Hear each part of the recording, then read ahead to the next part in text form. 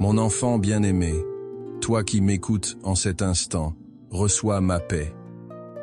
Heureux les invités au repas des noces de l'agneau. Apocalypse 19, 9. Mon apôtre Jean a vu cette vérité dans une vision céleste. Il a vu la joie éternelle qui attend ceux qui acceptent mon invitation. Cette invitation, je te la renouvelle chaque jour, ici sur la terre. Comment peux-tu toucher le ciel dès aujourd'hui?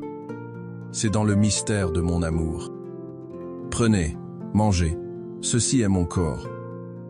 Matthieu 26, 26. Dans ce simple morceau de pain, ce n'est pas un symbole que tu reçois. C'est moi-même, réellement présent, corps, sang, âme et divinité. Je me donne entièrement à toi pour te nourrir, pour que ma vie divine coule dans tes veines et restaure ton esprit fatigué. Quand tu me reçois dans l'Eucharistie, tu ne consommes pas seulement de la nourriture. Tu entres en communion profonde avec ton Dieu.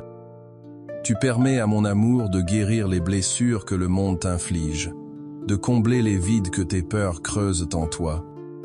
Tes nuits sans sommeil sont-elles une prison? Laisse-moi en être la clé libératrice.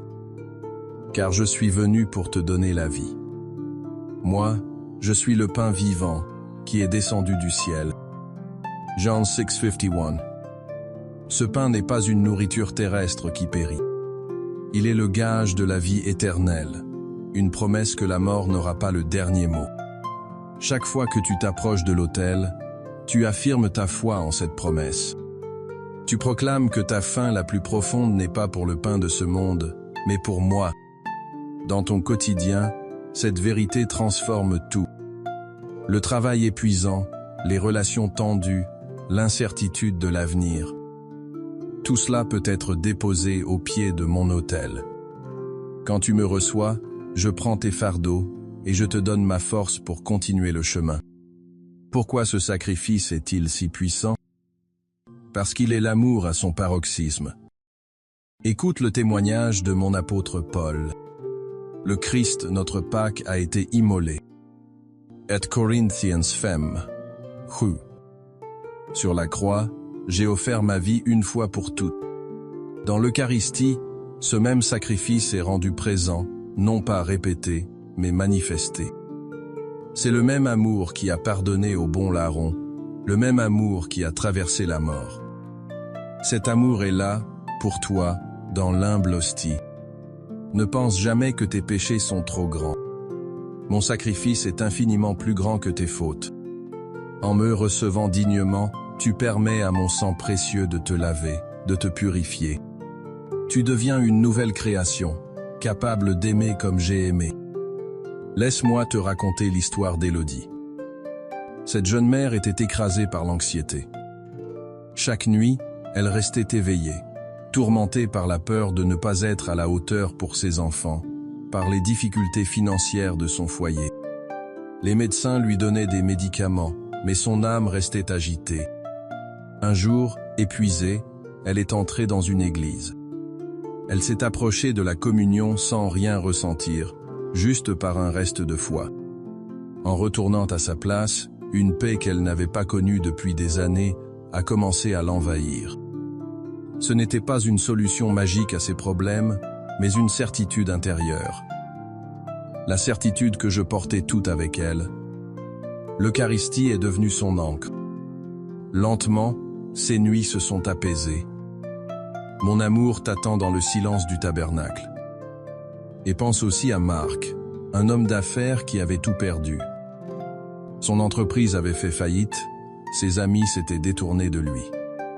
Il se sentait inutile, humilié, un moins que rien. La messe était pour lui une vieille habitude, mais il continuait d'y aller. Un dimanche, alors que le prêtre élevait l'hostie, il a entendu dans son cœur « Ceci est mon corps, livré pour toi ». Pour lui, Marc, le failli. Il a compris que sa valeur ne venait pas de ses succès, mais de mon amour inconditionnel. Cette communion l'a relevé. Il a trouvé la force non pas de reconstruire sa fortune, mais de reconstruire sa vie sur le roc de ma présence. Ta valeur est en moi, pas dans le monde. Mon enfant, je ne suis pas un souvenir lointain. Je suis vivant et je suis là. Où que tu sois, je t'appelle. Celui qui mange ma chair et boit mon sang demeure en moi, et moi en lui. Jean 6:56. Demeure en moi. Voilà le secret du vrai repos. Ce n'est pas l'absence de tempête, mais la certitude de ma présence au cœur de la tempête. Quand tu me reçois, tu deviens mon tabernacle vivant. Je marche avec toi dans tes journées, je veille sur toi dans tes nuits. Laisse cette union transformer ta perception de toi-même. Tu n'es pas seul face à tes faiblesses. Je suis en toi pour te sanctifier, pour faire de ta vie un reflet de la mienne. Porte cette conscience dans chaque interaction, chaque décision. Laisse mon amour rayonner à travers toi. Maintenant, comment vivre cela concrètement? Viens me voir cette semaine, même pour 5 minutes, devant le tabernacle. Dans le silence, dépose tes nuits sans sommeil à mes pieds. Tu y trouveras une paix que le monde ne peut donner. Prends le temps de préparer ton cœur avant la messe. Lis les textes du jour, demande pardon pour tes fautes. Tu me recevras alors avec une plus grande ferveur et un plus grand fruit. Offre-moi une de tes journées, avec ses joies et ses peines, en union avec mon sacrifice. Ton quotidien devient alors une prière qui monte vers le Père. Après avoir communié, prends un temps de silence et d'action de grâce. Parle-moi cœur à cœur, comme à ton ami le plus cher. Tu découvriras la douceur de mon intimité. Enfin, souviens-toi de ma présence eucharistique. Je suis la source qui ne tarit jamais. Et moi, je suis avec vous tous les jours jusqu'à la fin du monde. Matthieu 28, 20. Mon enfant, je ne t'abandonne jamais. Dans tes nuits les plus sombres, quand le sommeil te fuit, tourne ton cœur vers moi. Je suis là, dans le Saint-Sacrement, et je transforme tes nuits sans sommeil en un profond repos en moi. Fais-moi confiance. Je suis ton refuge et ta force. Si ces paroles ont nourri ton âme, laisse ici un signe d'amour pour que d'autres puissent entendre ma voix.